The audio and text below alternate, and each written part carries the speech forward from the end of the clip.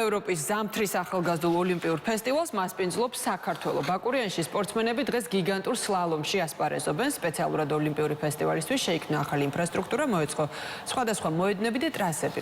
16 თებერვლის ჩათვლით ასპარეზობა გაიმართება 8 დისციპლინაში. ესენია სამთო თხილამურები, ფრისტაილი, სნოუბორდი, ბიათლონი, თხილამურებით რბოლა, ციგურებით სრიალი, ფიგურული სრიალი და ყინულის ჰოკეი. რა ხდება დილიდან ბაკურიანში? ლევან გუდუშაური გვერდება ახლა პირდაპირ ეთერში. ლევან, გისმენთ. მოგესალმებით, დღეს პირველი მედლების კომპლექტი გათამაშდება ბაკურიანი 2025-ზე, გიგანტური სლალომი, სადაც ქართველი სპორტსმენებიც იღებენ მონაწილეობას, მათ პირველი დაშვება უკვე გააკეთეს. ჩვენ მოვახერხეთ რამდენიმე მათგანთან გასაუბრება, მაინც და მაინც კმაყოფილები არ არიან ნაჩვენების შედეგით, მაგრამ წინ არის მეორეც და ყველაფერი შესაძლებელია მოხდეს. რა იცი იქნებ, მედლები პრაქტიკულად გამორიცხულია, გასაგებია, იმიტომ რომ ძალიან სერიოზული სპორტსმენები იღებენ აქ მონაწილეობას და ჩემი პირადი აზრით დაახლოებით 20 სეულში შესვლაც დამაკმაყოფილებელი შედეგი იქნება ქართველებისთვის.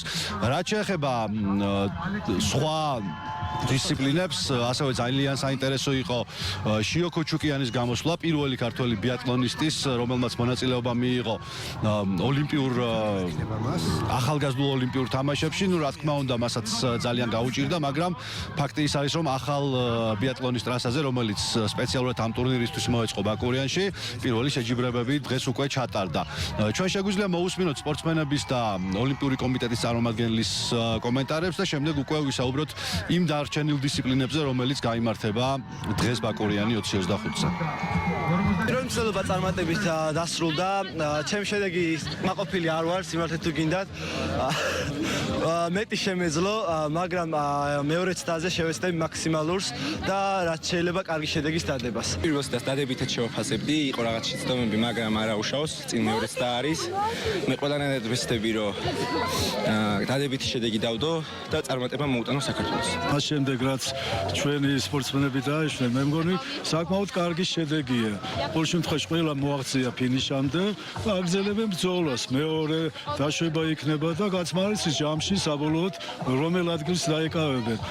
ახალგაზრდული სპორტია, ახალგაზრდები არიან და შეიძლება ყველაფერი მოხდეს. რა თქმა უნდა, ჩვენები ახლა პირდაპირ უნდა ვთქვათ, რომ ფავორიტთა შორის არ არიან, მაგრამ ვიმეორებ, შეიძლება ისე მოხდეს, რომ მედალი თუ არა, თქვათ 10 ეულში ან 20 ეულში მაინც აღმოჩნდეს ჩვენი რამდენიმე სპორტსმენი. რამდენიმე წუთის წინ აქ დიდველზე უკვე დაიწყო გიგანტურ სლალომში მეორეც და აქ 4 ქართველი მონაწილეა. ძალიან საინტერესო იქნება, როგორ შედეგებს დააფიქსირებენ საბოლოო ჯამში. რა თქმა უნდა, აქ შეკრებილი გულშემატკივარით ჩვენც მათ შორის ვქომაგობთ ქართველ სპორტსმენებს. დაახლოებით 100-მდე სპორტსმენია მსოფლიოს 45 ქვეყნიდან წარმოდგენილი დიდველის ახალ ტრასაზე, რომელიც შესანიშნავად გამოიყურება, ამინდიც ხელს გვიწყობს და ძალიან კარგი სანახაობა აქ შეკრებილი გულშემატკივრებისთვის. კიდევ ერთხელ შეგახსენებთ, რომ პირველი არხის სპორტის ეთერში თქვენ შეგიძლიათ პირდაპირ ეთერში მიადევნოთ თვალყური ამ ღონისძიებას. რაც შეეხება დანარჩენ დისციპლინებს, აქ მას შემდეგ რაც დასრულდება ტურნირი გიგანტურ სლალომში და გაირკვევიან გამარჯვებულები, შემდეგ უკვე დაველოდებით სნოუბორდის სლოუპ სტაილს, რომელიც ერთ-ერთი ყველაზე ექსტრემალური და სანახაობრივი სახეობაა იმ დისციპლინებს შორის, რომელიც იქნება ბაკურიანში, ასე რომ მე პირადად მოუთმელად ველოდები ამ დისციპლინასაც. ასე რომ შემდეგ გამოშვებებში უფრო დაწვრილებით მოგახსენებთ პირველი მედლების კომპლექტების და გამარჯვებულების შესახებაც. მადლობა ლევან გუდუშაური იყო პირდაპირ ეთერში.